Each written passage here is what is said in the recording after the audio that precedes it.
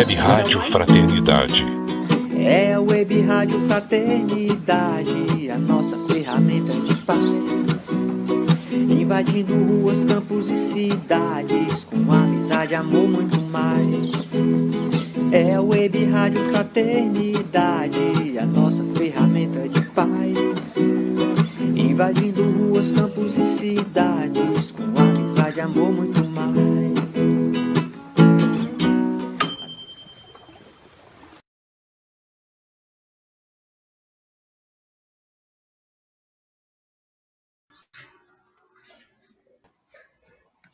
Salve, salve.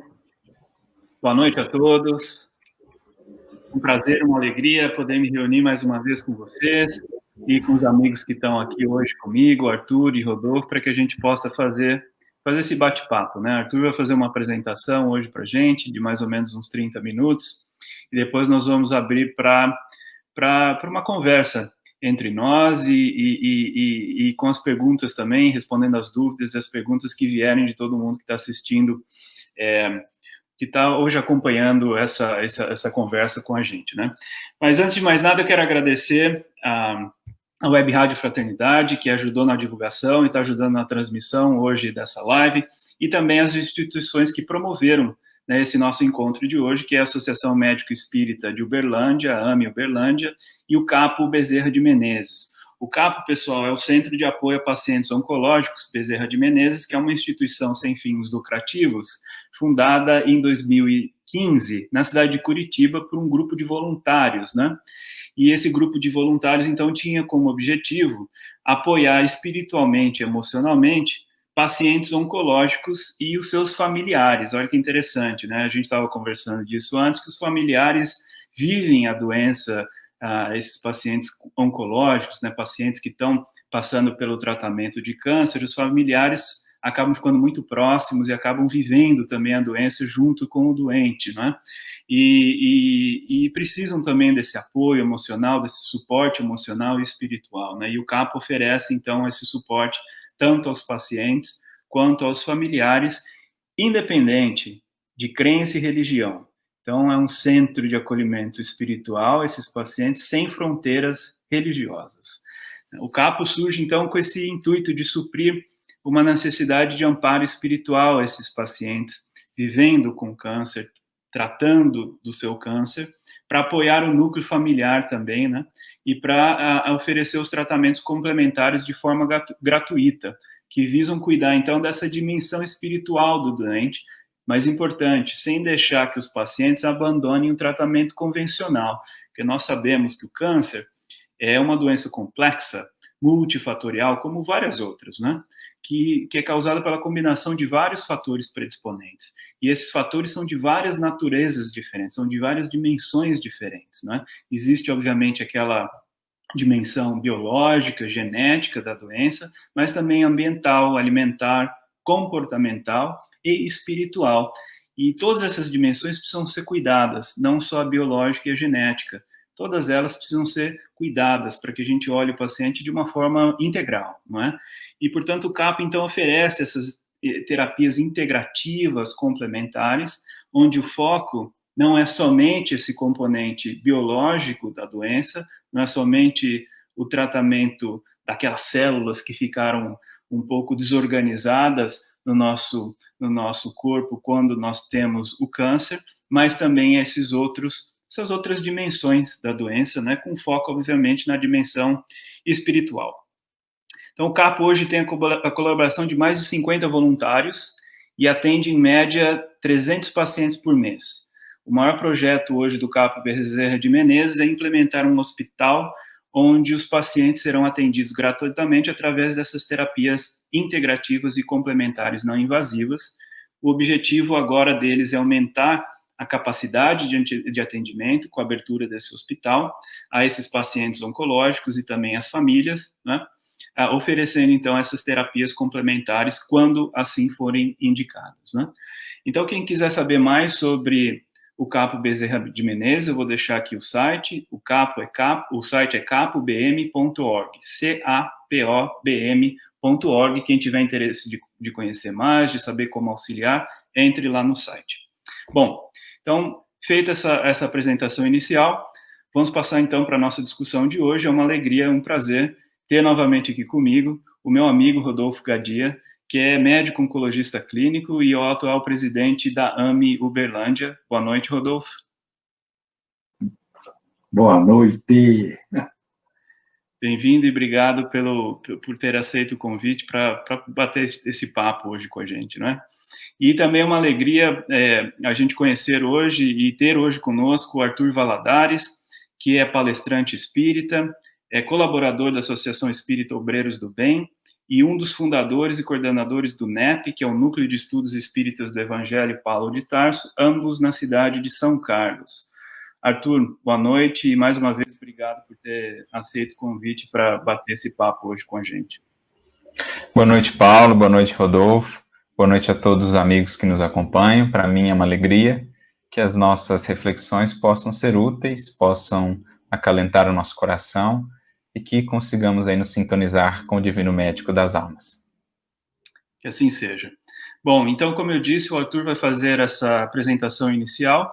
E enquanto o Arthur estiver fazendo a exposição, pessoal, vão mandando as suas dúvidas, questionamentos, comentários, que depois da apresentação a gente vai fazer uma seleção para que a gente possa, então, abrir para uma discussão de mais ou menos uns 30 minutos também. Correto? Arthur, é com você, então. Deixa eu fazer uma oração inicial, Paulo. Opa, vamos. Porque eu quero absorver as melhores energias do momento. E eu acho que quando o Arthur fala, parece que o ambiente fica melhor, sabe? Segue a risca, sabe? Aquelas bem-aventuranças, e a primeira bem-aventurança, eu sinto isso muito, né? Bem-aventurados os humildes. Então, eu queria pedir a proteção espiritual de todos os amigos que nos dão sustentação, que sejamos bem intuídos, e que as informações aqui nessa noite oferecidas, ofertadas, sejam claras, retas, mais próximos da verdade e, acima de tudo, que pacifiquem as almas, que sejam esclarecimentos pacificadores de corações e que a gente tenha humildade em todas as nossas atitudes, na conversa científica, religiosa, política e social. Queria mais uma vez agradecer a essa oportunidade bendita. Que assim seja. Meu amigo Arthur, pode continuar aí dando a sua mensagem boa e o passe em todo mundo. Muito obrigado, Arthur, pela presença. Bom, então, uma boa noite para todos, mais uma vez. Que Jesus, o Divino Médico das Almas, abençoe a todos nós. Eu gostaria de agradecer mais uma vez nas pessoas do Paulo, do Rodolfo, o convite que nos foi feito, também a Cris, né, que certamente nos acompanha nesse momento. Mandar um nosso abraço também para todos do Capo Bezerra de Menezes, lá de Curitiba, para os que são auxiliados, os familiares, enfim, que todos possamos nos unir pelos laços do coração e sentir esses fluidos que nos envolvem, que vertem do alto como bálsamo divino, acalentando as nossas dores físicas, morais, dando-nos energia, recursos, forças para a gente seguir adiante, superando o que precisamos superar, transformando o que é preciso transformar, renovando-nos naquilo que é mais fundamental em busca dessa cura real que, no fundo, todos nós buscamos. Enfermos no corpo ou não, de um modo geral, na Terra, qual de nós poderia se dizer plenamente são? Jesus mesmo disse que veio justamente para os enfermos.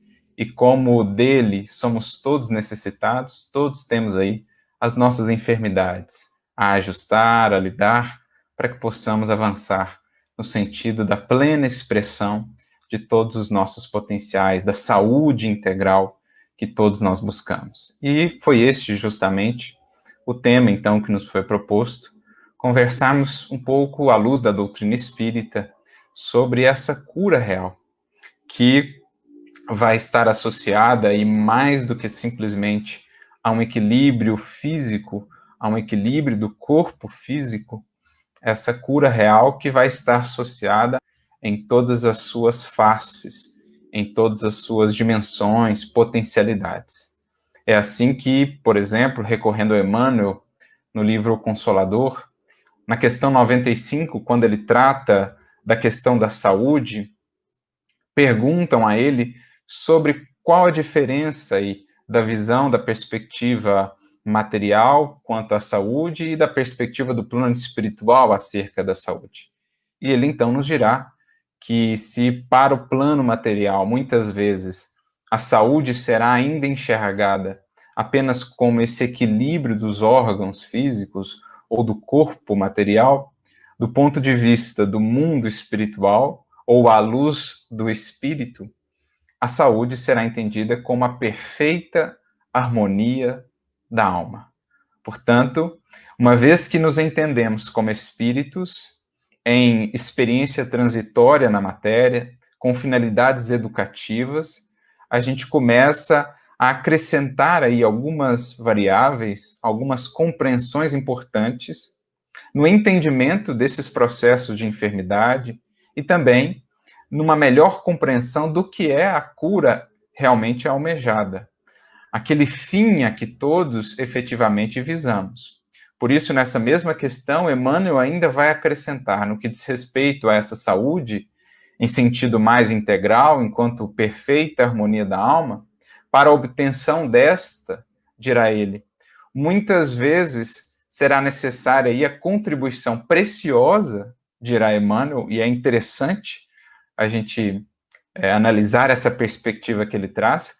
Ele denomina uma contribuição preciosa das moléstias e deficiências transitórias da Terra.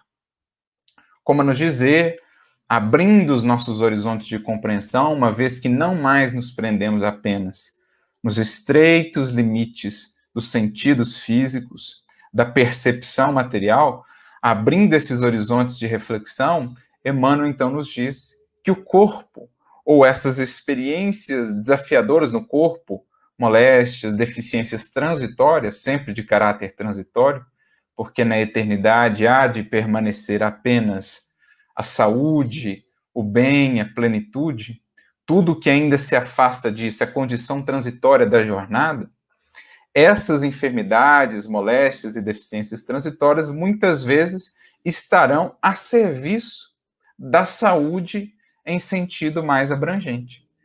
Funcionarão ali como escoadouros de determinados desajustes do corpo perispiritual, né, do nosso perispírito, dos centros de força. Servirão como provas solicitadas pelo próprio espírito, a fim de trabalhar ali valores que são imprescindíveis para a construção da felicidade real e duradoura, valores como a humildade, a paciência, a resignação, a exemplificação disso a outros corações.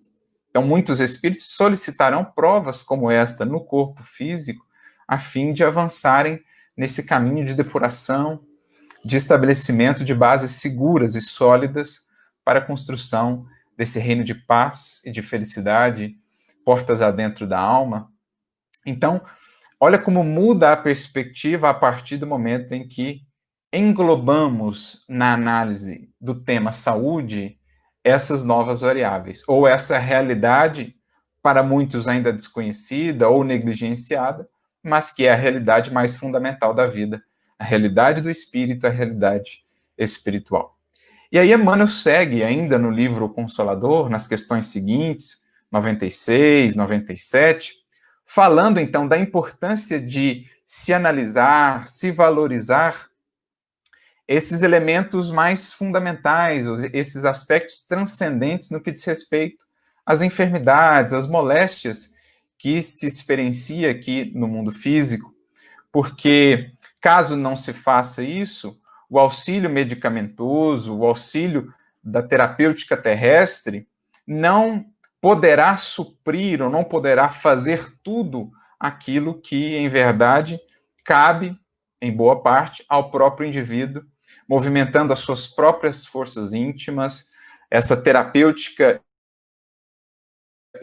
mobiliza-se internamente por meio da sua vontade, por meio de determinadas transformações necessárias para reestruturar essa harmonia que, por algum motivo, no passado aí foi desajustada. Essa mediação, essa remediação, esse retornar ao caminho do meio, ao caminho do equilíbrio, isso vai envolver aí muito da criatura mesmo em sua postura, secundada naturalmente pelos recursos da medicina, da terapêutica do mundo, naquilo que já foi desenvolvido pela ciência, mas Emmanuel busca então frisar nesse capítulo, ou nessa questão 96 e 97, a importância de se olhar também para esses aspectos transcendentes e para esses recursos medicamentosos definitivos, como ele diz, que estão com ou na própria criatura a partir de determinadas mudanças, né? Na sua primeira obra psicográfica, por meio de Francisco Cândido Xavier, uma obra homônima, né, que tem o próprio nome, Emmanuel, no capítulo 23 dessa obra, um capítulo muito interessante, ele fala da saúde humana e traz para nós alguns prognósticos quanto a esse entendimento do futuro da humanidade. Ele fala de uma medicina que será eminentemente espiritual, que terá, claro, avançado em tecnologia, em recursos materiais, em possibilidades materiais, mas que também envolverá, e de maneira realmente primordial, digamos assim, né, com esse protagonismo, a questão espiritual, as forças do próprio indivíduo nesses processos de cura. Ele chega a dizer uma frase muito interessante, que a saúde humana nunca será um produto de anestésicos, de soros, de medicamentos, de determinados alimentos, enfim. Tudo isso são elementos que secundam, que amparam o processo, mas que cada vez mais a humanidade, cada um de nós, bem como a própria medicina terrestre, há de realmente avançar nessa compreensão dessa medicina eminentemente espiritual, que vai acompanhando, naturalmente, o próprio desenvolvimento da humanidade terrestre, na compreensão de si mesma, no seu desenvolvimento moral. Por isso, Emmanuel chega a dizer lá, também nesse capítulo, da imprescindibilidade do desenvolvimento ou da atenção à saúde moral, sem a qual todos os recursos terapêuticos que por ora temos no mundo serão insuficientes aí para nos projetarem a essa cura efetiva para a qual todos estamos nos encaminhando ou a qual todos estamos buscando. Então a gente percebe já, à luz da doutrina espírita, disso que Emmanuel nos apresentou, que é muito importante que recorramos, né, a todos esses recursos que agora já temos, que a medicina nos possibilita, a tecnologia, mas ele faz questão sempre de frisar para todos nós que não esqueçamos desse aspecto transcendente, dessa responsabilidade que é nossa, individual, no olhar para nós enquanto espíritos, no identificar as matrizes, as raízes dos processos de adoecimento, as lições que nos são transmitidas por cada experiência como essa, e buscarmos então desenvolver ou estabelecer em nós essa harmonia da alma, buscar essa saúde em sentido integral, não parar apenas ou não nos limitarmos apenas à manutenção do equilíbrio do corpo, porque em verdade o corpo é vestimenta que mais cedo ou mais tarde deixaremos para seguir adiante na jornada que todos temos a percorrer pelo infinito. Entendendo muitas vezes que a própria enfermidade será, em muitos casos, recurso terapêutico por nós solicitado ou a nós apresentado ou proposto pela espiritualidade maior, como recurso de saneamento de desajustes, de desarmonias do perispírito por conta de escolhas do pretérito, ou provas mesmo por nós solicitadas como processos de crescimento e desenvolvimento espiritual que ajudarão a consolidar em nós aquelas que são as verdadeiras bases da felicidade real, da cura, da saúde real, aquilo que aprendemos com Jesus, o divino médico das almas, quando nos diz que longe do amor, longe do bem, do perdão, da humildade, não há saúde real, não há estabilidade real. Distanciados da lei divina, da lei natural, que define para nós esse justo, esse perfeito equilíbrio, estaremos sempre em algum nível desajustados, inquietos, enfermos. E é isso que vamos aprendendo, então, com o Evangelho. Ainda mais quando explicado pela doutrina espírita, que nos traz todos esses outros elementos de compreensão da vida, do que somos, do nosso próprio corpo. Enfim, a doutrina espírita em nos apresentando a vida por um prisma tão mais elevado, né, com uma finalidade tão mais ampla do que simplesmente esse breve tempo que aqui vivemos. Tudo isso vai nos ajudando ainda mais a compreendermos o que é preciso ser feito para, com Jesus, avançarmos para essa cura real. Por isso nos recordamos do Espírito de verdade, o próprio Cristo, no Evangelho segundo o Espiritismo, no capítulo 6, quando ele mesmo se intitula o grande médico das almas, que veio nos trazer o remédio que nos há de curar. Pede-nos que extirpemos de uma vez por todas de nós a impiedade, o erro, a mentira, a incredulidade, que são elementos que sugam as nossas mais preciosas energias, as nossas forças vitais, que prejudicam a nossa saúde nesse sentido maior da perfeita harmonia da alma.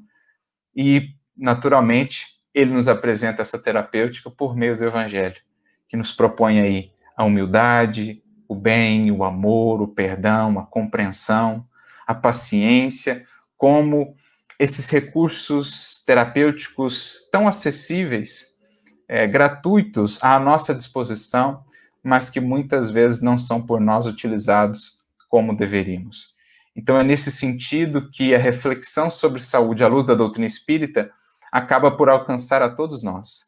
Os que estarão enfermos do corpo físico, os que não estarão, mas todos nos identificando como enfermos espirituais, carecemos dessa receita divina que Jesus nos traz, portanto, no Evangelho. É algo que a própria experiência na matéria nos conclama a refletir. Voltamos para cá com esse intuito, um dos intuitos mais primordiais de aqui estarmos novamente no corpo, aqui encarnados na experiência material, na Terra, que é esse grande hospital, onde aos poucos vamos nos depurando, vamos nos libertando dessas chagas que nos consomem, que tanto nos prejudicam, para aos poucos ir desenvolvendo essa plena potencialidade da saúde pujante, da vida abundante que todos estamos destinados a ter com Cristo. E é nesse sentido que me recordo de uma passagem muito bela, muito marcante, que está no Evangelho de João, no capítulo 5. Nós temos ali uma cura feita por Jesus com um indivíduo paralítico, estava há 38 anos naquela condição. Ele que se encontrava num local ali em Jerusalém conhecido como Tanque de Betesda, ou Tanque de Betsata, o nome mais propriamente, que com mais segurança, né, histórica ali, cultural, nós poderíamos afirmar, ser o nome mais próximo, é de fato Betsata, mas os estudiosos, os historiadores vão dizer que muito provavelmente o nome mais popular do local era Tanque de Betesda, por causa da própria significação. Betesda, em hebraico, significa casa de misericórdia. Como era um poço ali, um local reconhecido pelas curas que ali ocorriam, popularmente, então, passou a ser conhecido como Tanque de Betesda, mas o nome, historicamente mais correto, seria Betsata. E ali estava esse indivíduo há 38 anos, Jesus se aproxima dele e percebe que ele ali estava, segundo as tradições lá da época, quando a água do tanque se movia, aquele que entrasse nessa água, então, alcançaria a cura. E ali ele estava já há muito tempo nesse processo. E é então que Jesus se aproxima dele, e aqui nós estamos mais interessados no sentido espiritual da lição, porque se aplica a todos nós. Jesus se aproxima dele e faz a grande pergunta. Pergunta a ele, e no fundo é uma pergunta que ecoa para todos nós, porque nos relembra talvez das finalidades primordiais que nos trazem de volta à matéria, ao corpo físico. Queres ficar são? Essa é a pergunta simples, curta de Jesus, mas profundamente penetrante. Pergunta que ecoa e que nos alcança ainda hoje, como a nos relembrar os projetos reencarnatórios que nos trouxeram aqui. Mesmo aquelas experiências mais difíceis, à luz dessa pergunta, conseguimos ressignificá-las à luz também daquilo que o Espiritismo e o Evangelho nos ensinam, vamos vendo para além do simples desafio da experiência de uma enfermidade, de uma moléstia, de um revés, e vamos vislumbrando essa finalidade maior, sublime, que nos traz de volta a essa casa de misericórdia, que é o nosso corpo físico. Olha que bonito esse símbolo, o tanque de Betesda, aquela casa de misericórdia. Ora, o que é essa casa de misericórdia, senão o nosso corpo físico?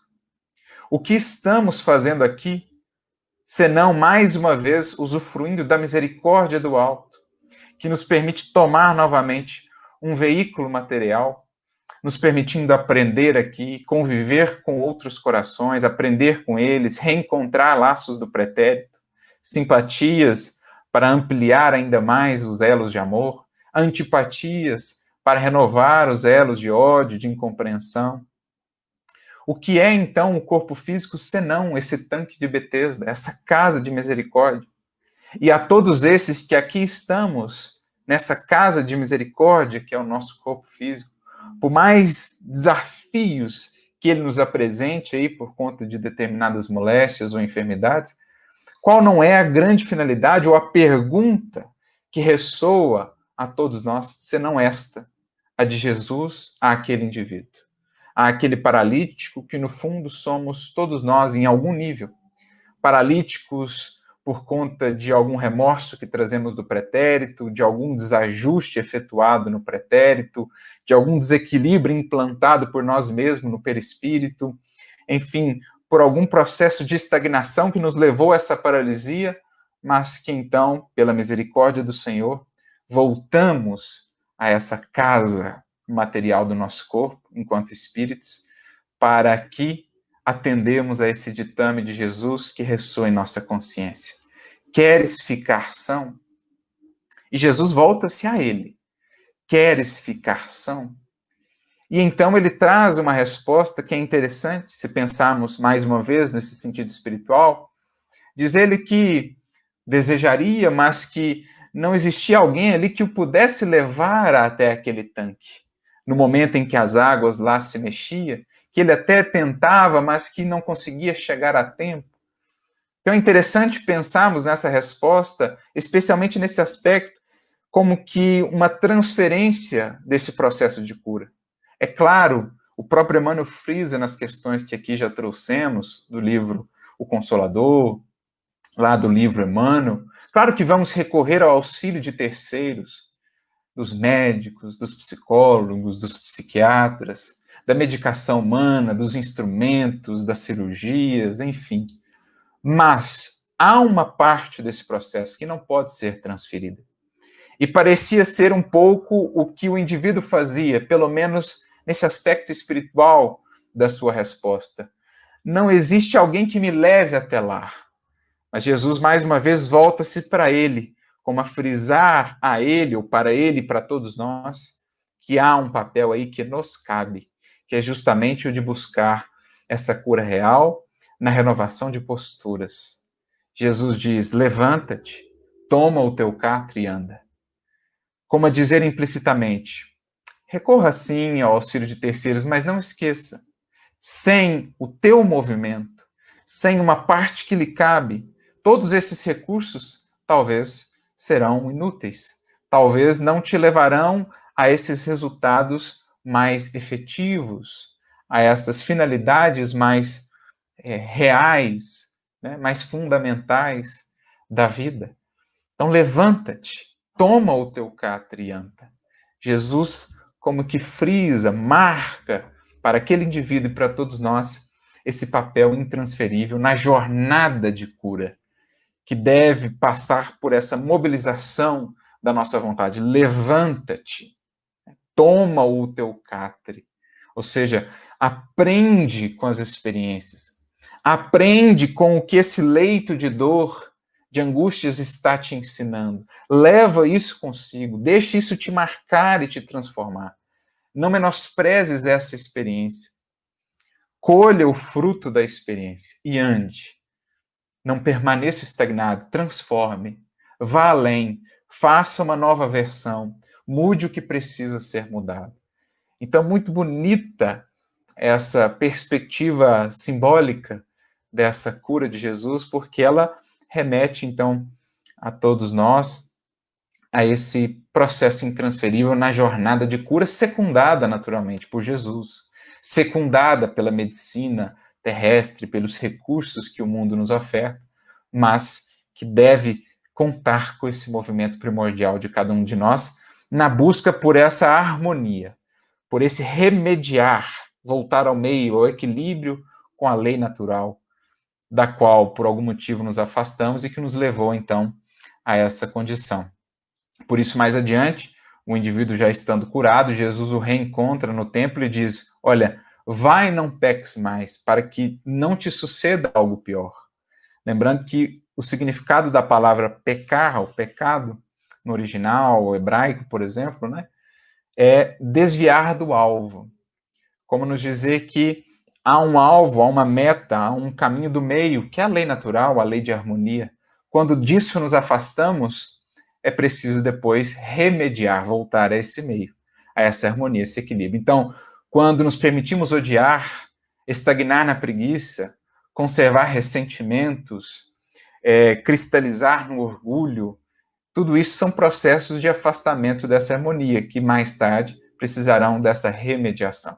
Assim também os desajustes com relação ao cosmo orgânico, quando nos alimentamos em excesso, ingerimos substâncias que nos desajustam, nos desequilibram, enfim, tudo isso vai demandar depois esse processo de remediar. Então, por isso Jesus acrescenta, não peques mais, ou seja, não te afastes mais desse alvo, dessa linha do meio, dessa lei natural, para que não venhamos novamente a incorrer nesses mesmos processos. Então, é muito bonito esse sentido simbólico, né, espiritual da lição de Jesus, que reforça esse papel primordial de cada um de nós, tendo no Evangelho esse grande recurso de busca dessa saúde integral. E esse papel me fez recordar uma mensagem de Emmanuel, que particularmente acho muito interessante, que está no livro Fonte Viva, no capítulo 86, cujo título é Estás Doente? E ele comenta, então, um versículo de Tiago, um dos apóstolos, capítulo 5, versículo 15 da Epístola de Tiago, em que ele diz: e a oração da fé salvará o doente, e o Senhor o levantará. Então, tratando aqui desse aspecto espiritual também da cura, daquilo que precisamos buscar em termos de medicamento espiritual, como foi dito no início aqui, recorrer aos recursos da biologia, da medicina, mas não esquecemos desses fatores transcendentes, que são os mais fundamentais, uma vez que somos espíritos. E Emmanuel, então, ao comentar esse versículo, vai trazer considerações muito valiosas para todos nós, sejamos nós enfermos aí do corpo, enfermos da alma também, que somos todos, para que possamos nós mesmos contribuir com a nossa própria cura, já que percebemos esse um movimento tão imprescindível, sem o qual todos os outros recursos resultarão inúteis, poderão até levar a uma cura do corpo, mas que mais tarde poderá enfermar novamente, porque em verdade busca-se a cura do espírito, busca-se ajustar as causas do processo, porque se tem algo que a doutrina espírita nos ensina, um axioma que Kardec tanto gostava, é que todo efeito tem uma causa. Então, todas essas experiências que vivemos têm uma causa que será justa, que terá uma finalidade educativa. Identificando a causa, ajustando, corrigindo ali os processos, estamos nos encaminhando realmente para a cura real que devemos buscar. Por isso, Emmanuel inicia o texto dizendo: todas as criaturas humanas adoecem, todavia, são raros aqueles que cogitam de cura real. Não só adoecem os que adoecem do corpo, o ódio é uma espécie de adoecimento, o ressentimento é uma espécie de adoecimento, a culpa, quando conservada, quando mantida, é uma espécie de adoecimento, o egoísmo é uma espécie de adoecimento. Agora, são raros, diz aqui Emmanuel, os que cogitam. Não é nem os que buscam, eu acho que é mais interessante aqui o verbo que ele usa, é os que cogitam, não é nem buscar, é pensar nisso. Graças à doutrina, já começamos a cogitar nesses termos, a imaginar, a conceber isso. E então, deveremos aí nos encaminhar para essa busca real. Por isso ele prossegue: se te encontras enfermo, não acredites que a ação medicamentosa, através da boca ou dos poros, te possa restaurar integralmente. Então, percebamos o detalhe, a palavra aqui, integralmente. Pode nos ajudar ali a restabelecer o equilíbrio do cosmo orgânico, dentro de certos níveis, limites, pode até levar a uma cura do cosmo orgânico, mas se não alcançamos as causas, mais tarde estaremos às voltas de novo com os mesmos efeitos, com os mesmos desafios. Então, para restaurar-nos integralmente, é preciso analisar integralmente o ser que somos. O corpo, sendo apenas vestimenta, terá uma parte aí, será uma parte fundamental dessa busca de cura, mas espíritos que somos, não poderemos esquecer esses fatores que dizem respeito ao espírito, da nossa postura moral, dos princípios pelos quais nos temos conduzido, os sentimentos que temos cultivado, os pensamentos que têm sido aqueles mais corriqueiros em nossa casa mental. O comprimido ajuda, a injeção melhora, entretanto, nunca te esqueças de que os verdadeiros males procedem do coração. Então, ele vai falar do impacto do sentimento que gera pensamentos na nossa vida como um todo, inclusive, especialmente aqui, na nossa saúde. Ele vai tratar muito disso no livro Pensamento e Vida, por exemplo, em que ele desdobra reflexões quanto a esse impacto do nosso pensamento em nossa vida, em nossa saúde, em nosso corpo, enfim.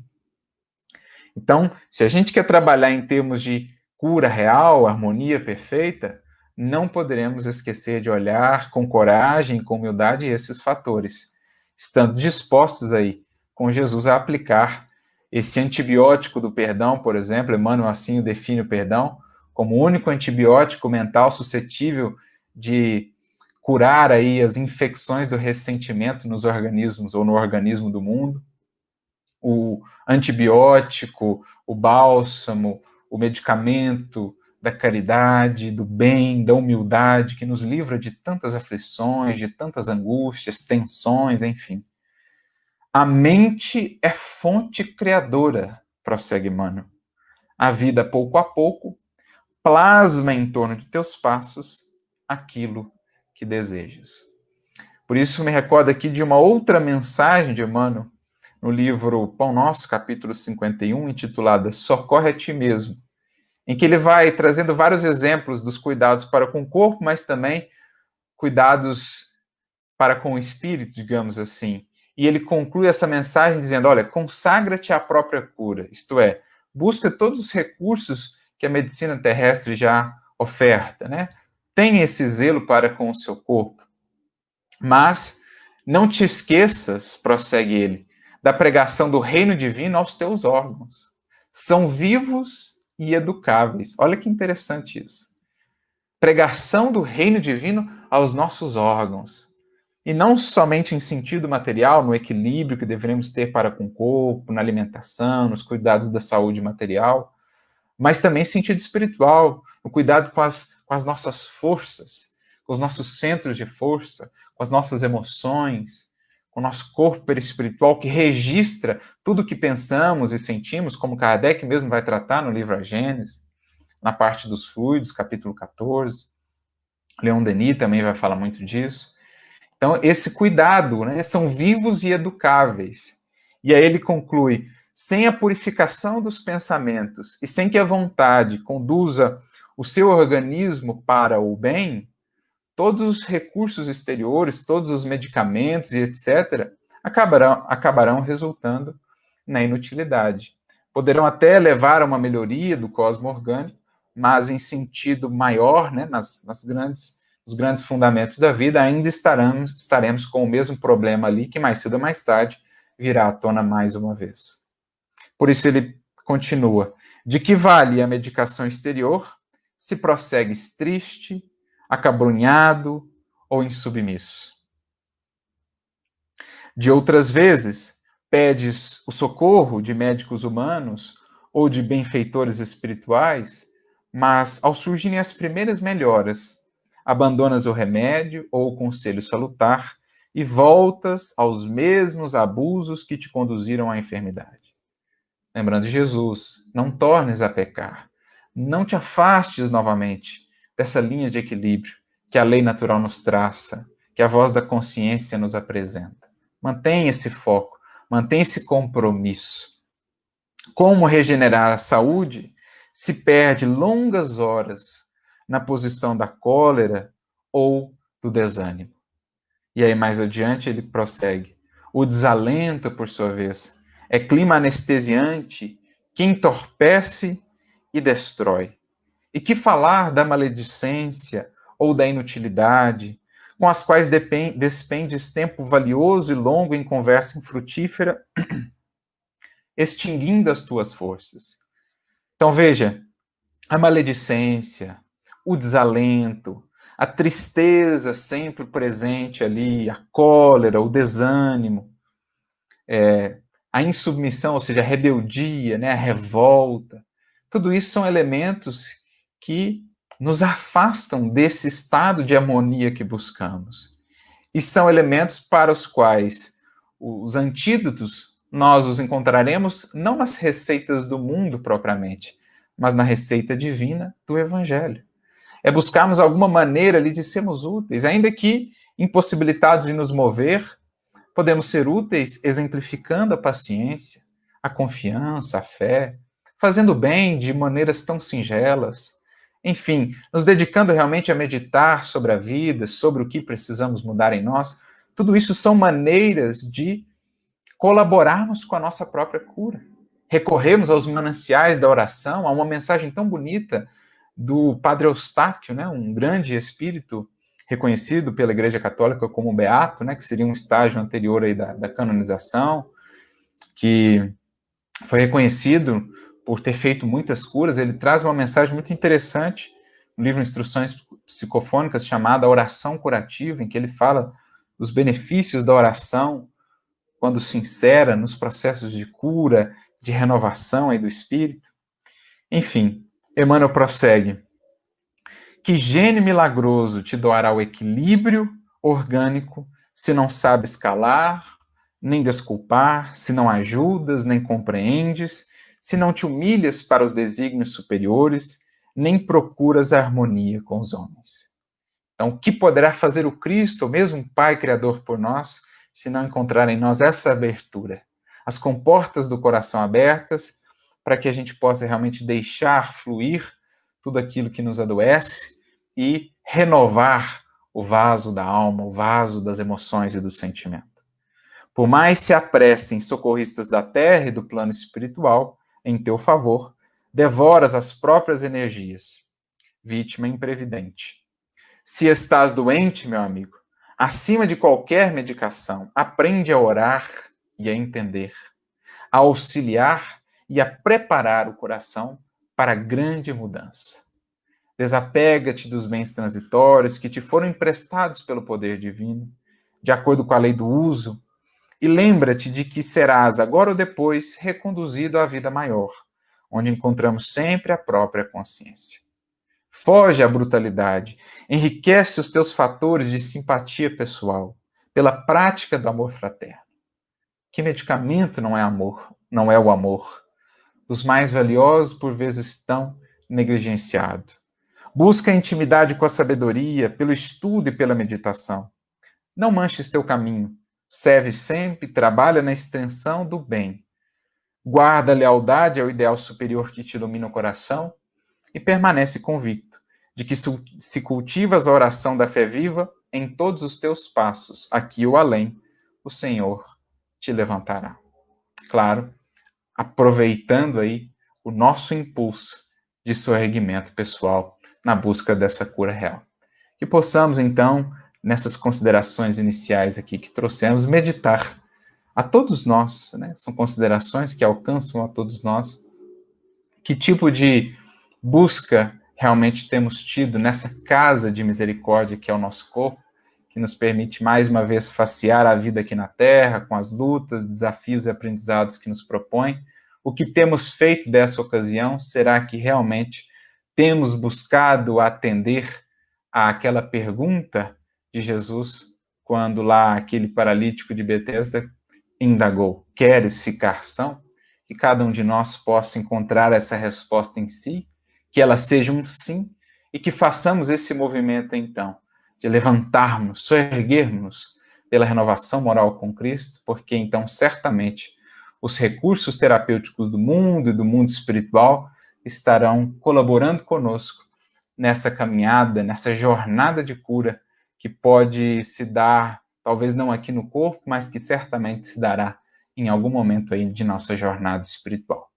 Aprendamos com o Mestre, o Divino Médico das Almas, e que Ele nos abençoe a todos nessa jornada e nesse processo. Muita paz, muita fé, muita esperança para todos, especialmente para aqueles que lidam com as enfermidades desafiadoras, as lutas aí no âmbito da saúde material, que o Mestre os possa acalentar e fortalecer para a grande jornada da cura com o Mestre. Muita paz a todos. Arthur, super obrigado pelas reflexões, foram excelentes e obrigado por trazer essa proposta, né, para a gente de enxergar o Evangelho como uma espécie de um tratado de medicina espiritual, né, onde a gente encontra ali as pílulas para a cura dessas enfermidades das nossas almas, que de fato são a raiz de todas as outras enfermidades, né, e das enfermidades do corpo também. E com isso, eu quero começar essa nossa discussão voltando para aquele exemplo que você deu do tanque de Betesda, daquele enfermo ali, que é bastante interessante, porque você trouxe essa ideia de enxergar o corpo físico como um templo de tratamento espiritual. Olha que interessante isso, né, pessoal? O corpo físico como um templo de tratamento espiritual. Então, se a gente for voltar lá em André Luiz, em tantas outras obras espíritas, né, a gente entende que o corpo psicossomático é o resultado daquilo que a gente vibra no nosso espírito, certo? Portanto, aquilo que a gente vibra no nosso espírito forma o que a gente chama de corpo espiritual, ou de perispírito, não é? Então, o perispírito é um molde do nosso corpo biológico. E o nosso corpo biológico, então, é um espelho daquilo que existe no nosso corpo perispiritual. Olha que interessante, né? Na ciência, alguns cientistas que trabalham com isso chamam isso de modelo organizador biológico ou de campo morfogenético.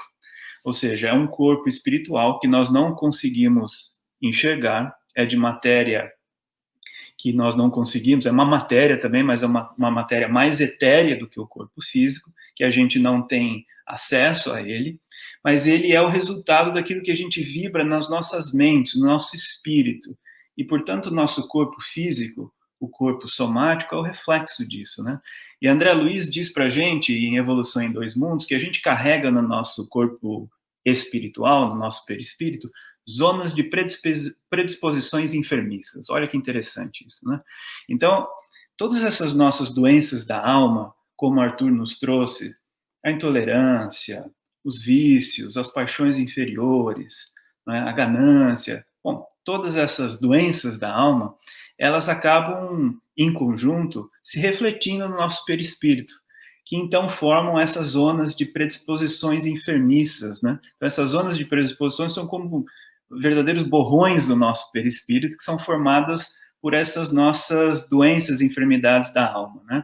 E que em algum determinado momento das nossas vidas vão se expressar em doenças físicas. Por quê? Porque o corpo, o veículo somático, de novo, né, é esse espelho do nosso perispírito. Como diz também André Luiz, a gente transfere para o nosso corpo somático todos os estados felizes e infelizes da nossa alma, né? E depois ele faz uma discussão muito bonita de como isso acontece na Evolução em Dois Mundos também, trazendo algumas âncoras biológicas para essa interação de mente, espírito, perispírito e o nosso corpo físico, né? Portanto, essas zonas de predisposições enfermiças nós todos carregamos, né? E uma coisa que você falou que é interessante é que nós todos somos doentes da alma, por isso que a gente está aqui nesse mundo de provas e expiações, porque a gente vem para cá, né, pelo processo pela lei de reencarnação, que é uma lei universal, nos dada a possibilidade de a gente voltar para cá para a gente exatamente fazer o tratamento dessas nossas doenças espirituais, utilizando o corpo como esse templo de tratamento do espírito, né? Para que a gente possa fazer essas transformações dos nossos vícios, das nossas paixões inferiores, lentamente em virtudes e em coisas melhores, né, para o nosso espírito, para a gente ir apagando essas zonas de predisposições enfermiças aos poucos, né, do nosso perispírito. Rodolfo, algum comentário antes de a gente partir para as perguntas? Eu estou adorando isso daqui. Eu fico aqui bebendo a água toda desse tanque. De absorver, né, esses conhecimentos é muito bom, porque vai acalmando a alma. Acalmar essas energias, isso também é processo de cura. Essa perfeita harmonia do espírito, né? Saúde é a perfeita harmonia do espírito. Uma palavra resume tudo, uma frase simples do Emmanuel, né, de perfectus, perfeito do latim, de perfectus, que é? Que é o fim das coisas. É o fim de um trabalho, é a perfeição. A perfeição não é desse mundo, então o que estamos fazendo aqui? Caminhando para a perfeita harmonia dessa alma, reencarnando. Ou se alguém aqui não acredita na questão das reencarnações, trabalhe na perfeição nesta vida. Por quê? Porque a gente, se considerar o espírito imortal, só existe vida. Então, essa questão de vida e morte é só um contexto que a gente precisa de pôr de contrastes, para a gente, inclusive, conceituar. Mas o que há é só um contínuo, uma vida após a vida e uma vida que se segue. Então, a gente vai viver, e experimentar e evoluir. E é muito bom aprender, né? Porque eu vejo o Arthur é um Kindle de Emmanuel na cabeça, e o Paulo é um Kindle de André Luiz na cabeça. Então, eu fico aqui até 1h da manhã, né? Lá em Boston vai ser 2 horas a menos, né? Vai dar 11 horas. Mas, enfim, vamos abrir as perguntas, brincadeiras à parte. Eu vou começar só fazer uma consideração, e eu queria ver a opinião de vocês. Esse é o Haroldo.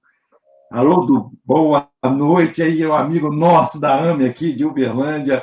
Eu vi o Daniel também comentou. O que vocês acham dessa frase? Eu achei muito interessante.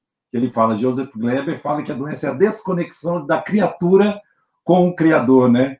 É interessante que é aquela questão, hoje a gente estava estudando, né, na nossa AME, o nosso lar, e a gente falando da questão da desobediência, que é a base da Escritura Sagrada, é sempre uma relação de uma desobediência da gente com o Criador, com Deus, e Deus olhando para a gente fala, vocês vão entrar no caminho, ajustar a rota? E aí ele manda o Mestre Jesus para ensinar para a gente ser mais obediente. Por quê? Porque quando a gente desobedece, a gente peca, erra o alvo, que o Arthur falou, errando o alvo, a gente afasta de Deus.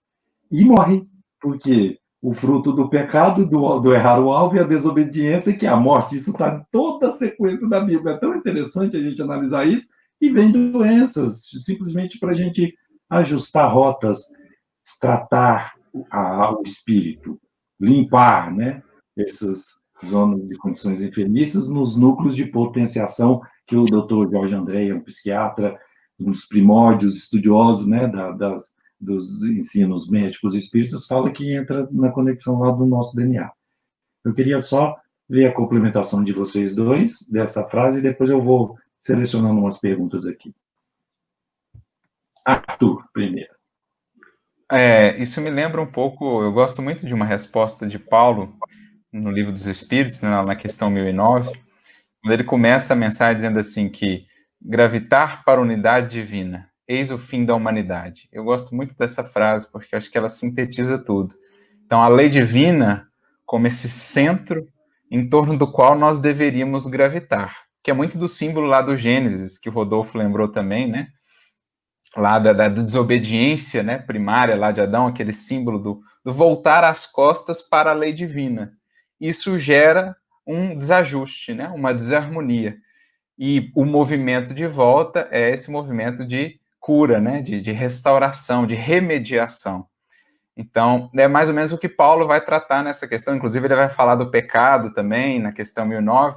O que é isso? Ele define como um falso movimento da alma, que acarreta uma série de consequências naturais que visam fazer a alma dobrar-se sobre si mesma para ver os caminhos que tem percorrido e então fazer esse caminho de retorno, de reajuste com a lei divina. Então, acho que é mais ou menos esse processo, né? Toda vez que nós repetimos aquele símbolo de Adão, né, muito centrados em nós mesmos, fugimos à lei divina expressa na consciência e geramos um desajuste que acarreta uma série de dores, de desequilíbrios, que fazem a gente voltar-se sobre si mesmo para voltar a esse remediar, a esse reajustar-se com a lei do equilíbrio, o caminho do meio, né? Uma complementação rápida, que quando vocês estavam falando, fiquei pensando do ponto de vista prático, o que é fazer essa volta de como a gente se perde do caminho de Deus, certo? Como a gente se distancia dele, de Deus, de Jesus. E hoje de manhã a gente estava estudando a lei de sociedade, né, no nosso ESD, né? E a gente discutiu bastante que nós somos ainda bichinhos, bichinhos ainda, e que somos bichinhos ainda, mais ou menos, né? Mas somos bichinhos sociais, né? Quer dizer, essa necessidade de viver em sociedade, em cooperação em sociedade, ela existe, aliás, em todos os níveis da vida, né? Até em micro-organismo. Vivem aglomerados, e em aglomeração eles se auxiliam. Transferem informação, transferem coisas que são importantes. Bom, para nós, obviamente, que isso é absolutamente fundamental. A característica de a gente viver em sociedade, de cooperar uns com os outros, foi uma coisa que a gente aprendeu evolutivamente, que facilitou a nossa vida aqui nesse planeta e que é fundamental ainda para a gente, né? Então, eu acho que quando a gente se isola muito, quando a gente vive muito em si mesmado, muito sozinho, se achando melhor que os outros, se achando que a gente não precisa dessa vida em comunhão com os outros, em auxílio, né, constante uns aos outros, eu acho que a gente foge daquilo que é as nossas missões aqui na Terra, obviamente, eu acho que a missão central de todos nós, individualmente, é de se melhorar, é de progredir, mas é impossível, está lá na lei do progresso, isso de que a gente faça isso na lei de sociedade, desculpa, sem que a gente faça isso um com os outros, sem que a gente se auxilie nessa jornada. A jornada é individual, certo? A gente tem que andar com os próprios pés, mas não significa que no meio do caminho a gente não possa dar as mãos às outras pessoas e caminhar juntos, né? E fazer esse processo de progresso espiritual, que é, de uma certa forma, individual, mas fazer isso o máximo possível em coletividade, em sociedade, auxiliando uns aos outros. A gente não pode esquecer que uma das lições maiores que a gente tem de Kardec, que tem no Espiritismo, é fora da caridade não há salvação. Né? E a gente lembra, então, da caridade, da definição expandida que está no Livro dos Espíritos, que é uma definição bastante interessante de caridade, que não é só a caridade material, mas que inclui a benevolência, fazer o bem espiritual, material, seja qual for, né? Dar auxílio, conforto às pessoas, entender que as pessoas são diferentes, de que cada uma está na sua melhor versão hoje do que foi ontem, compreender isso, e cada um está no seu pontinho evolutivo diferente, que ele chama isso de indulgência e perdão, né? Então, a gente se distancia de Deus, do Criador, a gente se distancia das leis divinas quando a gente se distancia de tudo isso que a gente acabou de comentar, né? A volta, o caminho de volta é tentar, de novo, compreender que viver em sociedade, viver cooperando um com os outros, sendo caridoso o máximo que a gente conseguir, é o caminho de volta. Né?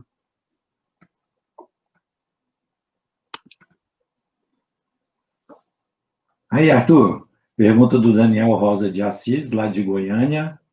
Nosso esforço em estar em harmonia diante da pandemia, na confiança de superar o desafio de boa saúde física e mental, está ao nosso alcance como espíritas cristãos? Interessante. Olha, eu diria que em termos de recursos recebidos, está muito ao alcance, né? Porque É tanto, né, que a gente recebeu da doutrina espírita, do Evangelho. Quando a gente para pensar, né, esses horizontes que o Espiritismo nos abre, de significação, de entendimento dos mecanismos da vida, da justiça divina, do amor que nos rege, é tanto que a gente, quando começa a pensar nisso, a gente se sente até meio com vergonha, assim, um pouco daqueles momentos de vacilo, né? Porque é muito recurso mesmo. E o Espiritismo, ainda mais, ao propor, né, toda essa aliança também com a ciência humana, com todos os avanços da ciência humana e resgatando para nós o Evangelho do Cristo. Então a gente tem, sim, muito recurso para conseguir manter a paz e a felicidade que nos são possíveis no atual estágio em que estamos. É aquela questão do Livro dos Espíritos da felicidade relativa. A felicidade perfeita ainda não é deste mundo, mas a felicidade relativa, aquela que nos é possível, dizem lá os Espíritos, é um dever que compete a cada um de nós, enquanto Espíritos, porque é a melhor maneira que temos também de auxiliar os que estão no entorno, aqueles que talvez não terão esses recursos que nós temos. É claro que cada um aí responderá por si, né, na condição em que está, dentro das suas possibilidades, cada um sabe aí o quanto pode, o quanto tem se esforçado, mas que fique para nós essa consciência de que, diante do quanto temos recebido, somos convidados a ser aqueles que testemunham. É o que Jesus falava aos discípulos lá no Sermão das Bem-aventuranças. De que adianta o sal se ele for insípido? Né? De que adianta ali a candeia se ela ficar debaixo do candeeiro? Então ele convida os seus discípulos a serem a luz que é posta no candeeiro e o sal que salga, né? O sal que dá sabor à terra.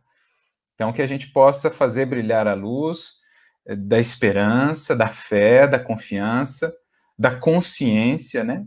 Fazemos a parte que nos cabe, tanto no zelo para com o corpo, né? Atendendo aí o que nos é solicitado nesse momento, também a saúde espiritual, mantendo essa harmonia pela oração, pelo estudo, para que a gente possa contagiar as pessoas que têm tido mais dificuldades em lidar com o processo, né, que talvez não terão acesso a tantos recursos assim. A pergunta do Daniel, ele cita especificamente o problema que a gente está passando agora da pandemia, né? Então eu quero fazer só um comentário em relação a isso, que é bom a gente lembrar que pandemias, guerras, todos esses processos que a gente passa, em que há desencarnes coletivos, a gente chama isso de flagelos, né? E está lá no Livro dos Espíritos, quando a gente trata da lei de destruição.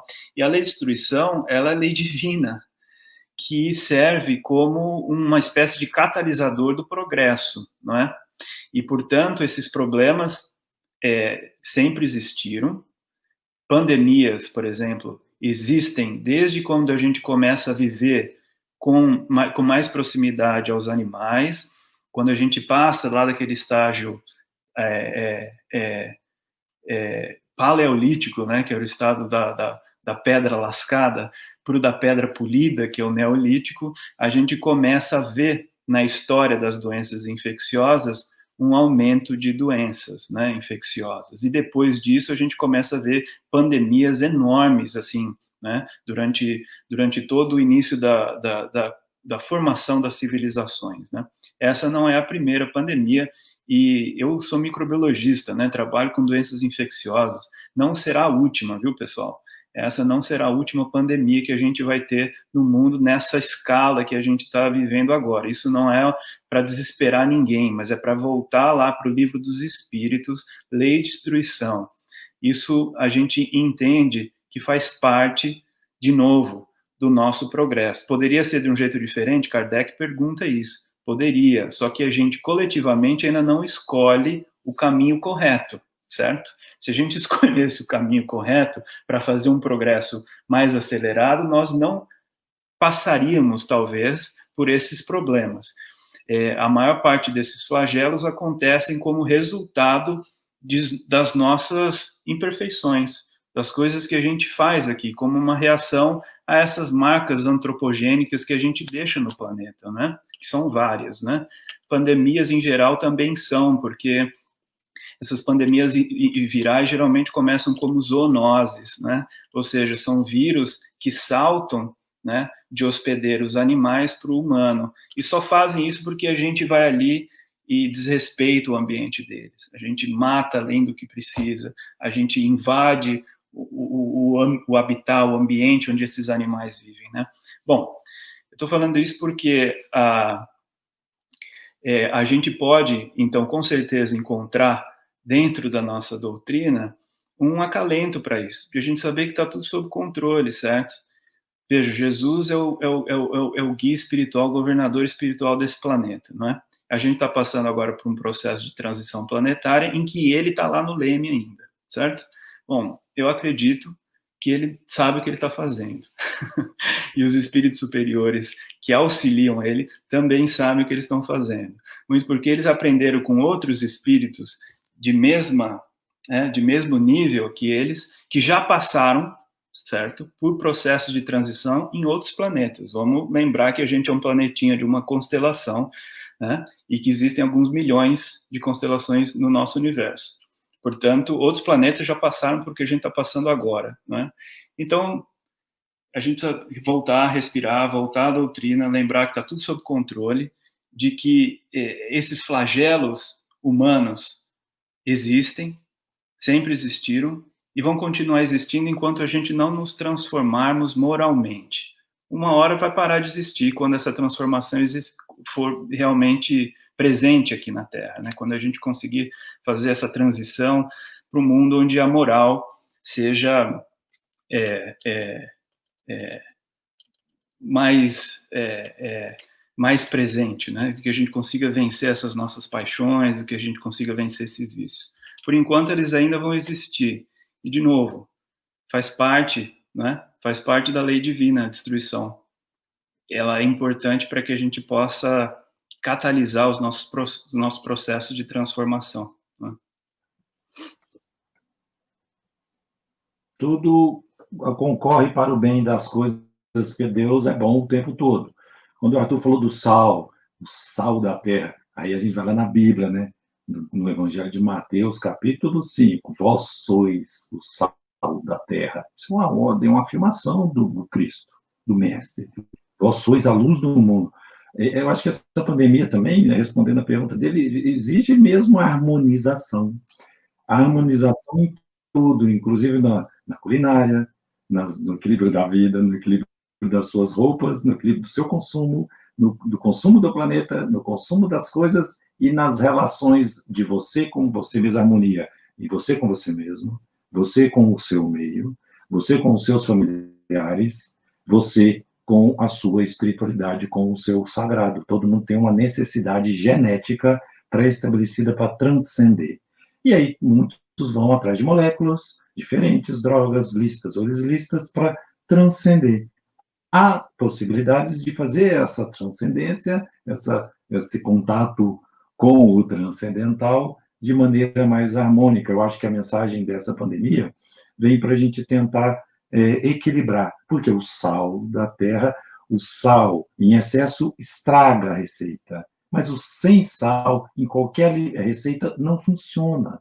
Então, o meio termo também é muito individual. O meu equilíbrio, a virtude está no meio, no equilíbrio. É diferente do equilíbrio do Paulo, que é diferente do equilíbrio que vocês estão assistindo, que é diferente do equilíbrio do que está do outro lado do mundo, que é diferente do equilíbrio das vidas em outras esferas.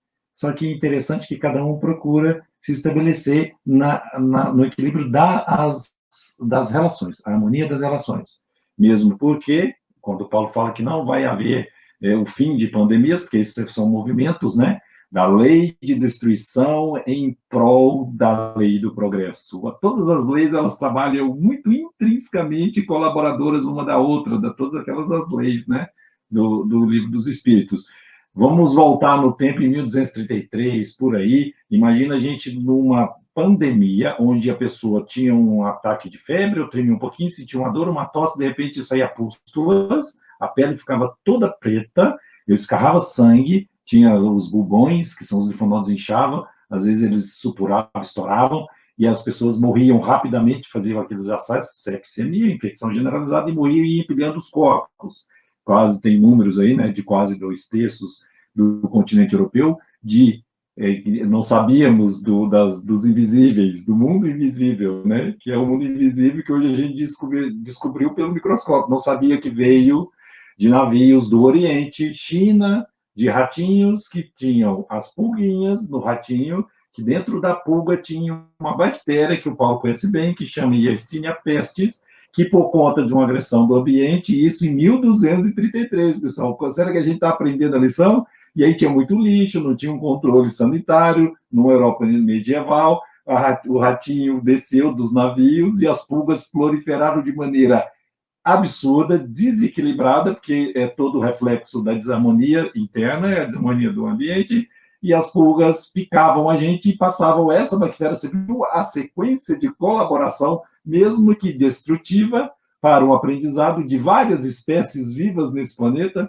Essa bactéria entrava e a gente não sabia o que era, pôs a culpa no castigo de Deus, os religiosos correram, mas depois desse mecanismo, tanto que foi importante, pessoal.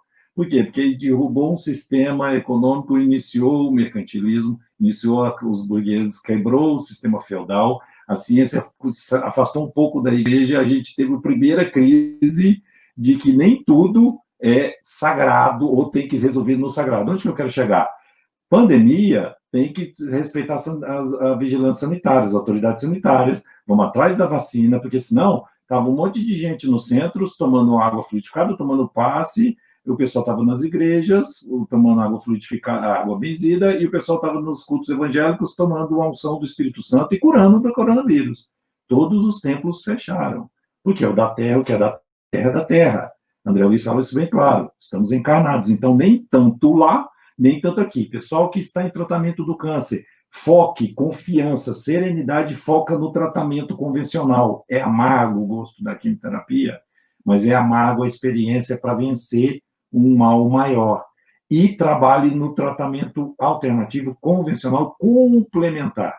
Complementar ao convencional. Não abandone seu tratamento convencional e faça complementaridade com terapias energéticas, que é o que o CAPA oferece. Isso é muito importante, haver a conexão. Vamos passar para a próxima pergunta. A gente respondeu uma pergunta, hein? Nesse ritmo, a gente responde tudo na próxima encarnação, né?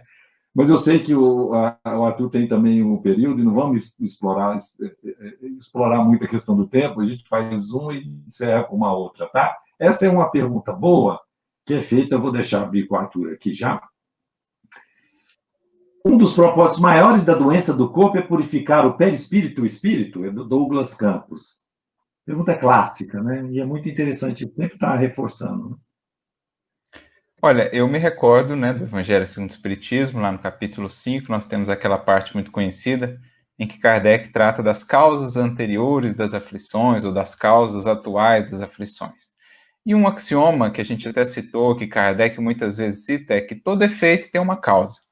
Então a doença, ela não é algo que foi sorteado e ela é aplicada a esse ou aquele por algum motivo lá aleatório, né? Ela tem uma causa e tem uma finalidade. Porque tudo na criação divina tem uma finalidade educativa, de melhoria, de progresso. A gente estava mencionando agora, até mesmo a lei de destruição serve ou está intrinsecamente relacionada à lei de progresso. Então, a doença ela não existe ali como uma expressão aleatória.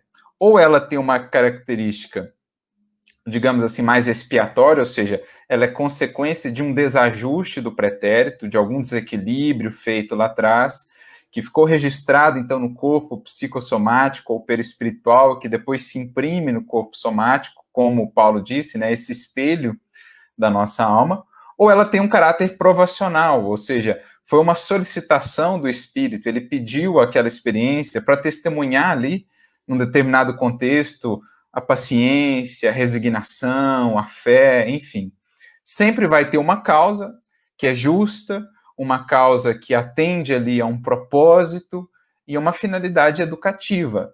E tudo, no fundo, que a gente vive tem como finalidade isso, o nosso progresso espiritual, a nossa purificação, a nossa depuração espiritual. Então, doenças, reveses, perdas, os vários problemas ou aflições que venhamos a ter na vida, tudo está a esse serviço, desde que saibamos aproveitar, né, as experiências, porque podemos passar pela experiência complicando-nos ainda mais, revoltando-nos, blasfemando e etc. E aí a gente acaba se complicando e talvez não colhendo o fruto da experiência. Mas tudo na vida que a gente vai experienciando atende a essa finalidade, e se bem soubermos aproveitar aí de ascensão e de purificação para o nosso espírito. Fantástico, eu não tenho muito o que acrescentar, eu acho que a gente já falou bastante sobre isso, né, e quando a gente começou falando da ideia de ver o corpo físico como um templo de tratamento espiritual, né, isso é muito interessante, né, porque eu acho que é isso mesmo, a lei da reencarnação faz com que a gente volte para cá para tratar do nosso espírito, é bom lembrar disso, né, porque o corpo é transitório, né, toda a vida material é impermanente. Aquelas curas todas que Arthur comentou do Evangelho, uma parte significativa daqueles doentes voltaram a ficar doentes. E todos, 100%, morreram. Certo? Porque a nossa vida material é impermanente. A que continua é o espírito. E a gente volta aqui para tratar do nosso espírito, e não exatamente para tratar do nosso corpo físico, porque ele é impermanente, ele vai ficar aqui. Né? E então eu concordo com tudo que Arthur falou até agora, de que a gente tem essa oportunidade aqui, via a lei de reencarnação, de utilizar o nosso corpo como esse templo de tratamento espiritual, né? Paulo, fica aí, eu recebi essa pergunta aqui, a Cristiane. Oi, Cris, ela está aí vendo, uma pergunta do pessoal que acompanha lá, da Alessandra Fanton de Siqueira Alves. Foi uma pergunta, inclusive, antes dessa live. Eu acho que até para acalmar, acalentar o coração dela, isso é importante. Ó. Há meses, ouvi numa live semelhante a esta, que só tem câncer quem quer, para quem está doente e para a sua família. E essa palavra eu não senti muito acolhedora, ela ficou um pouco aflita. Só tem câncer quem quer? Eu respondo fazendo uma pergunta. Quem quer ter câncer? Só tem câncer quem quer, é uma afirmação. E eu respondo questionando, quem quer ter câncer? Comenta aí, Paulo. Eu acho que a gente não pode super simplificar esses problemas, né? De novo, a gente comentou no começo especificamente sobre pacientes com câncer, quando a gente estava fazendo a apresentação do CAPO, e a gente entende o câncer como uma doença que tem múltiplos fatores, que tem várias dimensões distintas, né? Então, eu acho que para mim, tá? Isso que eu estou dizendo, eu acho que dizer que tem câncer só quem quer, porque é um problema único e exclusivamente espiritual, é uma super simplificação de um problema que é muito mais complexo, não é? Você é oncologista, você entende bastante de todos os fatores associados com o desenvolvimento do câncer. O espiritual, obviamente, é um componente importante, não é? Mas existem outros associados a isso, né? Estilo de vida, alimentação. Bom, existem fatores genéticos, né? Que imprimem no corpo somático uma predisposição ao desenvolvimento de uma determinada doença ou de um determinado câncer, por exemplo, né? Então, para mim, no meu ponto de vista, ninguém quer ter um câncer, né? E eu acho que não é uma escolha individual, não é uma coisa que a gente queira pelo menos nessa encarnação, ter um câncer, não é? E eu acho que existem outros fatores que estão envolvidos que a gente, às vezes, não tem controle, né? Arthur? Eu acho que quem vive a experiência, né, sempre tem essa perspectiva um pouco diferente daqueles, por exemplo, que nessa encarnação, pelo menos, talvez não vivemos, ou ainda não vivemos, enfim. Mas uma vez que a gente vai ampliando aí essa reflexão e entendendo a experiência de uma maneira diferente, né, conseguindo ver por trás do processo transitório, desafiador, a luta, o desafio, mas ver ali algo que ative em mim determinadas transformações, determinados olhares, ou que me convida, né, a trabalhar algumas coisas internamente, do ponto de vista espiritual, por exemplo, a confiança, a fé, a resignação, a resiliência, a gente passa a enxergar a experiência como outras, né, saindo do âmbito de enfermidades, a perda de uma pessoa muito querida, um revés, uma decepção muito grande em alguma coisa, alguma luta muito intensa por algum processo, por exemplo, uma calúnia, um desafio intenso, os vários desafios, as várias aflições que nós vivemos, se a gente se fixa só no processo em si, a gente acaba, muitas vezes, não vislumbrando o que aquilo prepara para nós, né? O que aquilo vai levar a gente a ser depois, a nova versão que teremos depois daquilo.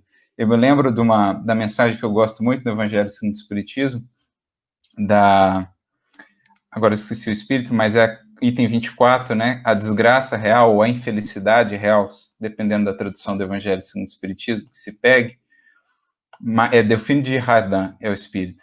E ela diz assim, para analisar uma coisa, a gente não deve se fixar tanto na coisa em si, mas naquilo que ela gera. Então, assim, quando a gente vai acrescentando à nossa reflexão esses horizontes mais vastos, quando a gente vai atribuindo um sentido àquela experiência difícil, a gente vai ganhando forças, digamos assim, para lidar melhor com aquilo, para acolher melhor a lição que aquilo traz e para entender o significado daquilo na minha vida.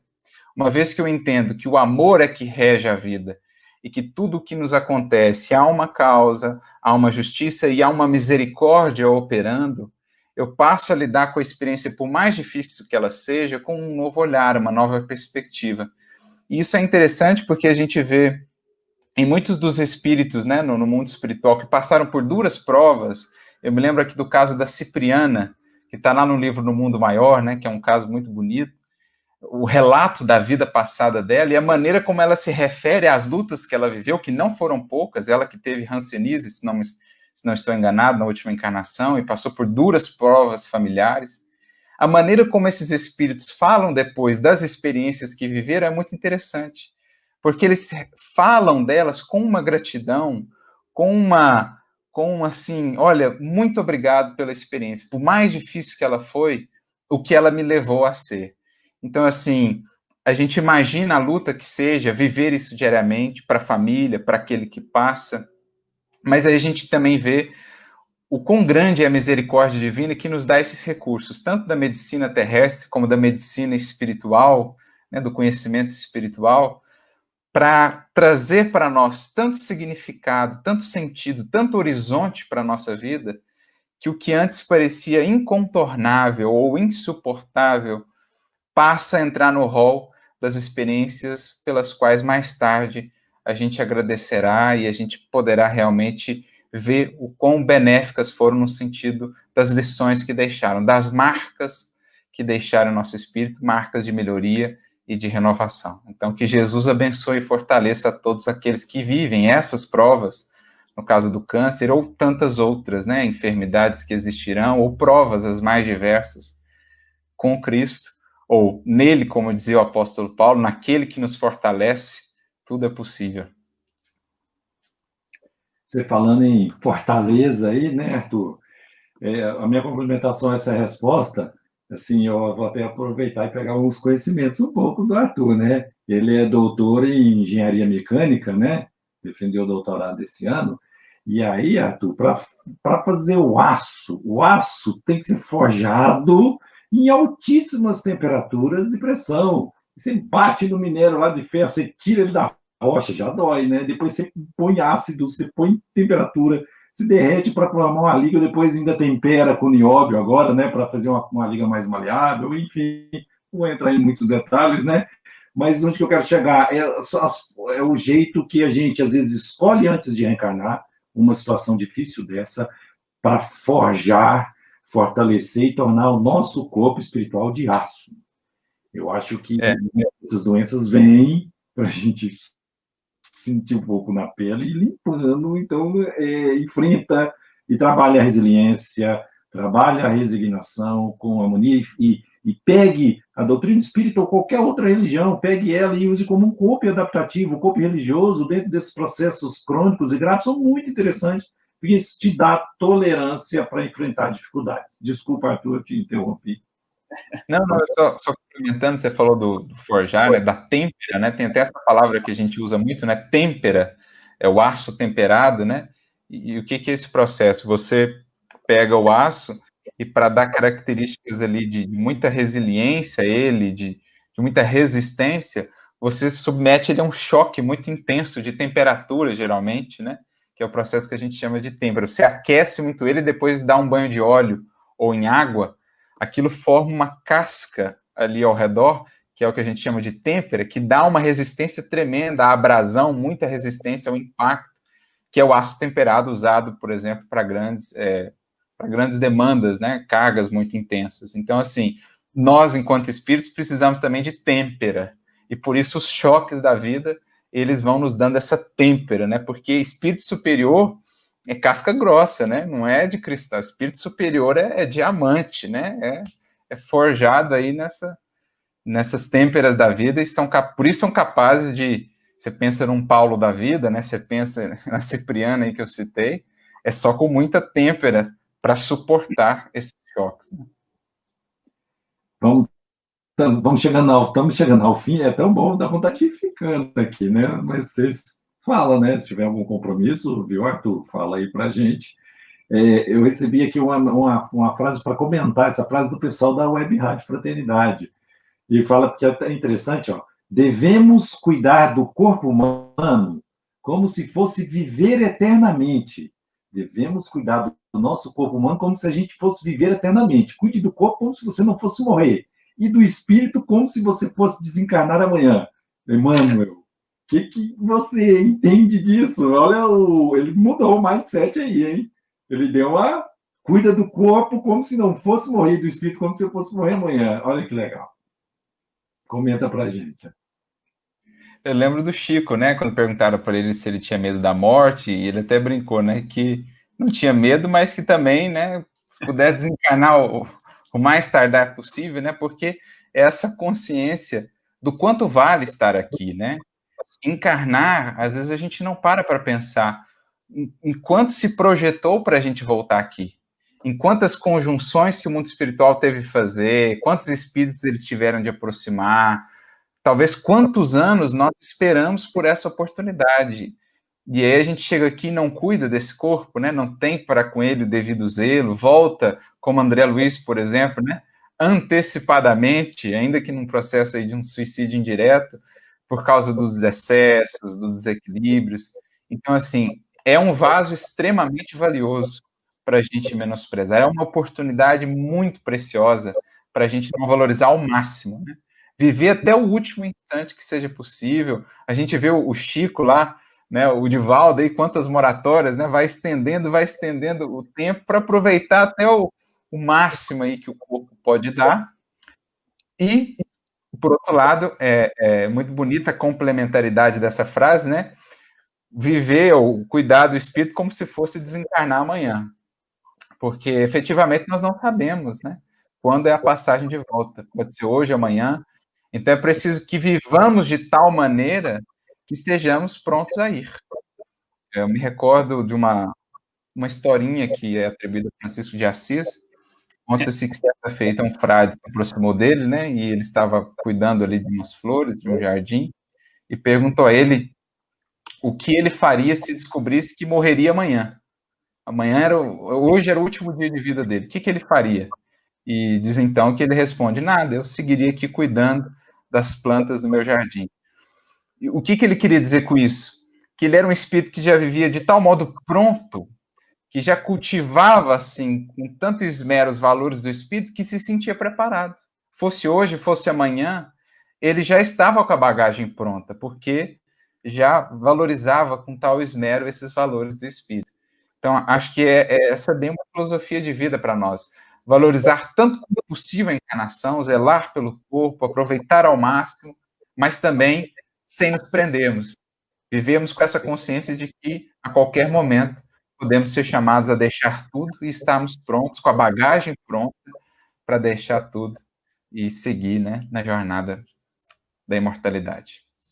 É por isso que a gente tem também esse instinto de defesa à nossa sobrevivência.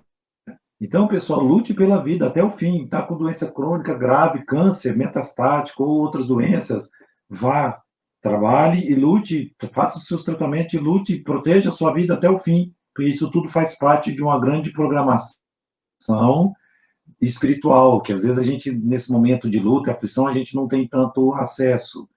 Mas depois, igual um São Francisco de Assis que está em plena harmonia com a natureza, ele está chegando à harmonia da alma dele, ele fala, eu estou em harmonia da alma, então estou vencendo isso aqui, pode me levar amanhã.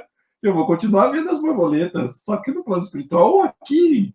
Então é tudo uma questão de saber, né, do fluxo. Mas a gente fica aflito porque é tudo uma questão de saber, de lidar com o tempo.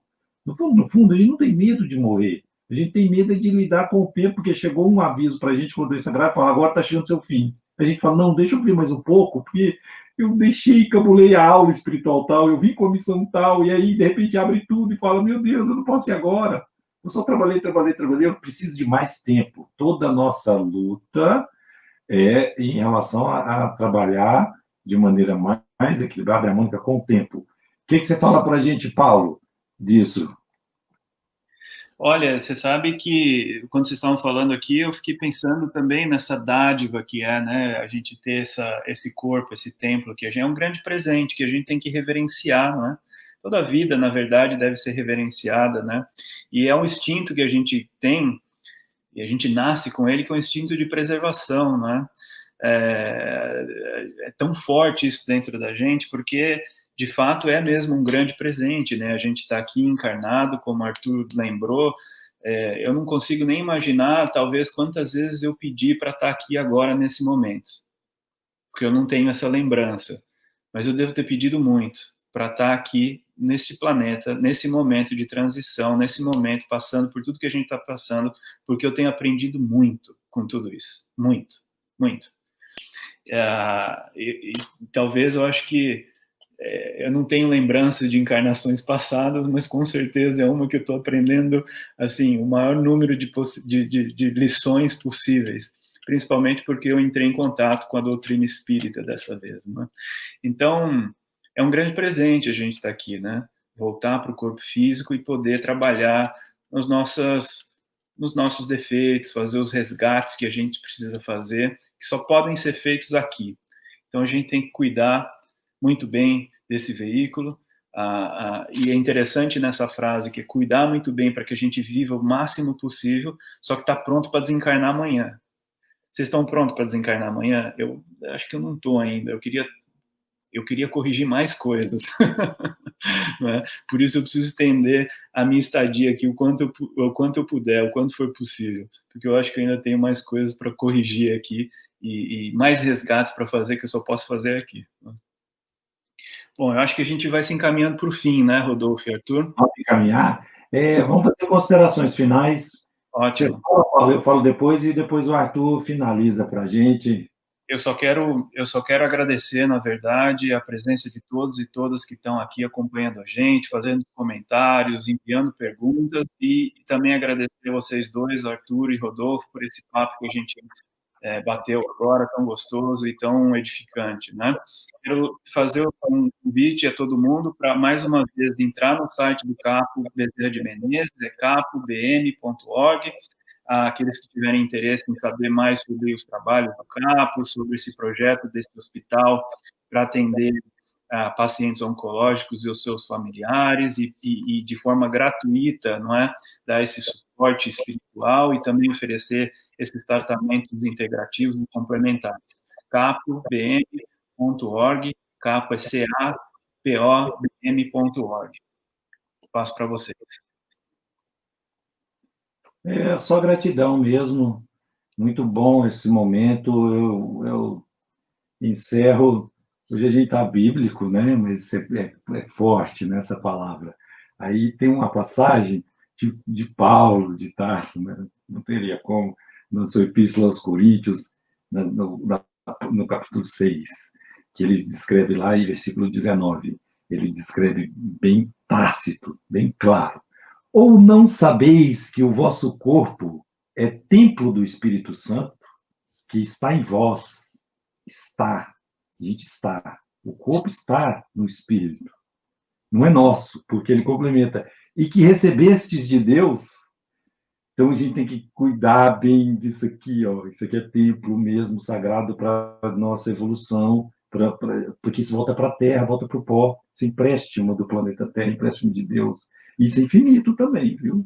Os estudiosos hoje descrevem que a gente sabe no máximo 28% do que o próprio organismo nos oferece. Olha só o que um vírus ancestral de 3,5 bilhões de anos atrás fez com a gente, pois a ciência de ponta cabeça, todo mundo falando coisas loucas, alucinantes, um ser ancestral. Imagina o tanto de conhecimento que ainda está profundo nessa máquina. A gente está entendendo o cérebro agora, então o conhecimento do próprio corpo humano é infinito. Isso aqui é um universo. E ele complementa, e que, portanto, não pertenceis a de vós mesmos, alguém pagou alto preço pelo vosso resgate. Glorificai, portanto, a Deus em vosso corpo. Glorificai a presença de Deus em cada célula do nosso corpo. Os animáculos infinitesimais domesticados na colmeia ordeira, e que, por pensamentos simples ou complexos, elas estão sob o nosso comando. Isso está em Evolução dos Mundos, do André Luiz, quando fala. Então, olha só a nossa responsabilidade de quase 30 a 70 trilhões de seres microscópicos que estão ali também no seu processo evolutivo. Olha a nossa responsabilidade de princípios inteligentes em cada célula, o tanto que a gente carrega. E o Paulo sabe disso muito bem, a gente carrega muito mais seres não nossos, muito mais bactérias, porque só no intestino temos mais de 170 trilhões de bactérias, fora os fungos e as bactérias da pele. Nós carregamos um ecossistema muito maior do que as nossas próprias células. E a gente tem que ter noção dessa responsabilidade. Você falar em referência à vida, né, Paulo? Reverência à vida é reverenciar esse corpo humano, protegê-lo com hábitos saudáveis, boa alimentação, higiene do sono, atividade física, fuja dos tóxicos, né? Dos tóxicos, mas os tóxicos mentais também, e trabalhe em conectividade social. Faça um trabalho voluntário, entre num grupo de oração, numa igreja, num centro, porque viu que relações fortalecidas de maneiras sociais trabalha com saúde e harmonia do corpo físico. Muito obrigado a todos. Obrigado, Arthur. Vou deixar a palavra e o encerramento para você, final. Beijo grande, um abençoado final de semana para todo mundo. Bom, eu gostaria apenas de agradecer mais uma vez ao Paulo, ao Rodolfo, que me receberam aqui, também a Cris, que nos estendeu aí o convite, enviar o nosso abraço, as nossas vibrações fraternas a todos os que são amparados pelo Capo Bezerra de Menezes, né, aos enfermos, aos familiares. Que Deus, que Jesus, o Divino Médico das Almas, abençoe e fortaleça cada um de vocês nessa jornada que é a cura, né, que não se limita aqui à experiência material, mas que é uma jornada que diz respeito a algo muito maior, né, a finalidades muito mais sublimes do que simplesmente o que vivemos aqui e agora. Então, que o Mestre lhes abençoe, lhes ampare, e que possamos, nessa feliz lembrança aí do Rodolfo, lembrando o apóstolo Paulo, na sua carta aos Coríntios, que já naquele tempo tinha essa noção tão avançada, assim, né, das finalidades da vida, desse instrumento que nos é dado, que possamos glorificar a Deus no corpo e no espírito, como Paulo diz, cuidando desse instrumento divino, desse vaso que nos é ofertado, mas estando também preparados, né, vivendo preparados para deixá-lo quando chegar o momento propício, enriquecendo-nos daquela bagagem que nos acompanhará, então, para depois dos pórticos do sepulcro. Que Deus nos abençoe a todos, que mantenhamos a chama da fé e da esperança acesa nesse momento e que venhamos a ser, na justa harmonia das coisas, o sal da terra, dando o sabor da vida, a começar pela nossa própria. Muita paz a todos.